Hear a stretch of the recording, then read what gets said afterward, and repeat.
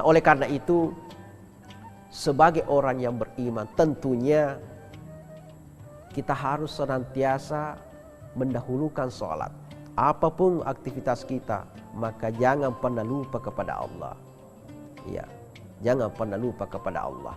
Karena inilah kata Rasulullah, as-salatu miftahu kulli khair. Ya, bahwa sholat itu adalah kuncinya surga. Maka ketika kita memiliki sholat, sudah menunjukkan sholat dengan baik, pada hakikinya kita sudah memiliki pintu, memiliki kunci untuk masuk surga Allah Subhanahu wa ta'ala. Kemudian yang ketiga, ya, kemudian yang ketiga, bahwa untuk kemudian melakukan apa yang disebut dengan persoalan-persoalan, menyelesaikan persoalan kita yang dibawa oleh Rasulullah SAW itu, nomor satu tadi adalah Rasulullah menyelesaikan atau Rasulullah membawa untuk menyelesaikan persoalan kita dengan akidah, perbaiki akidah. Yang kedua adalah syariat, dan yang ketiga adalah akhlak.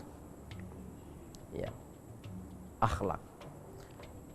Ketika kita punya akidah yang baik, kita sudah punya pengamalan syariat yang bagus, maka yang ketiga yang harus kita miliki adalah akhlak. Kalau kita punya akidah yang bagus, syariat yang bagus, tapi kita tidak punya akhlak, degaga apa kiade ta'rifadat tarufatau. Kita tidak pandai, tidak suka menghormati orang lain, tidak mau menghormati orang lain, maka itu sebenarnya adalah sesuatu yang sangat fatal. Ya, fatal sekali. Maka akhlak itu yang didahulukan oleh Rasulullah. Ketika berdampingan kebenaran dengan akhlak, maka Rasulullah SAW selalu mendahulukan akhlak. Ditanya Aisyah, wahai Aisyah, bagaimana akhlaknya Rasulullah? Apa kata istrinya Rasulullah Aisyah? Inna khuluquhul Quran. Bahwa akhlak Rasulullah itu adalah Al-Quran. Al-Quran. Ada satu kisah yang saya mau sampaikan sebagai bentuk bagaimana Rasulullah mengedepankan akhlak.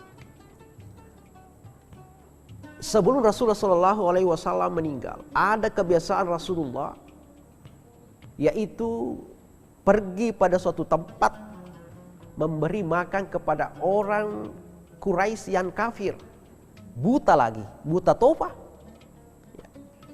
Ya, di pinggir pasar kota Mekah, di situ dia selalu berdiri, duduk. Dia sudah orang tua, tapi setiap hari, setiap kesempatan, pagi, siang, sore, Rasulullah SAW selalu datang untuk kemudian memberikan makan. Arena joko pandre. Ya.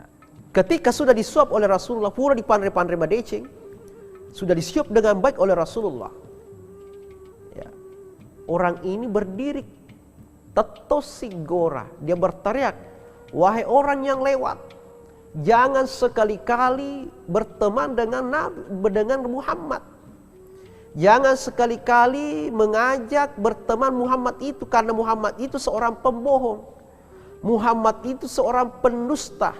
Maka jangan sekali-kali berteman dengan Muhammad itu. Padahal yang memberi makan itu adalah Rasulullah. Seandainya Rasulullah, seandainya kita Pak, seandainya kita uli gapo nih, mungkin kita pukul. Tapi Rasulullah ternyata punya akhlak yang sangat luar biasa. Ya, luar biasa akhlak Rasulullah. Dia kemudian hanya tersenyum melihat orang buta ini yang berdiri tadi. Ya, kemudian Rasulullah pulang. Sehingga pada suatu ketika kematian Rasulullah, datang Abu Bakar ingin menyampaikan, memberi makan kepada orang buta ini, karena dia sudah melapor kepada istri Rasulullah Aisyah bahwa apa yang dikerjakan Rasulullah yang kemudian disukai Rasulullah pada masa hidupnya, sehingga dia kemudian mendatangi untuk memberikan makan kepada dia seperti Rasulullah. Tapi apa yang terjadi? Ditolak oleh orang buta ini. Maka datangnya ikuti malaikat nan remagai, tidak sebegitu halus memberikan sesuatu makanan. Apa kata Abu Bakar? Bahwa orang yang memberimu makan itu adalah Muhammad mati dendre. Maka menangislah orang ini. Ternyata selama ini yang dia hina, yang dia caci adalah Muhammad yang selalu memberi makan. Maka masuklah ke Islam gara-gara akhlak Rasulullah. Jamaah TV One atau pemirsa TV One dimanapun Anda berada, sebagai kesimpulan bahwa pada dasarnya Rasulullah SAW diberi amanah oleh Allah Subhanahu wa Ta'ala sebagai seorang rasul. Dia adalah rasul pertama, dia adalah rasul terakhir, penutup nabi dan rasul. Dia membawa 3 amanah oleh Allah Subhanahu wa Ta'ala untuk disampaikan kepada kita semua. Bukan hanya 1 orang, 2 orang, tapi seluruh manusia. Bukan hanya orang beriman, tapi orang yang tidak beriman. Disampaikan risalah itu. Yang pertama adalah akidah, mempertahankan akidah.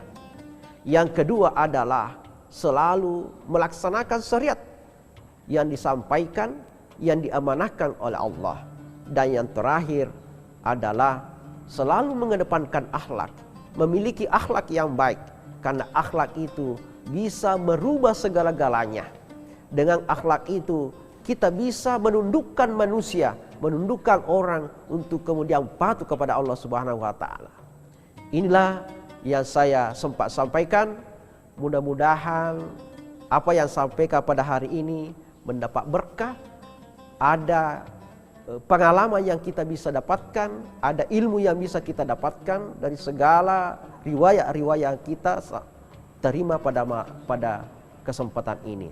Saya Hermanto memohon maaf kalau ada salah dalam menyampaikan ceramah pada kesempatan ini. Lebih dan kurangnya mohon dimaafkan.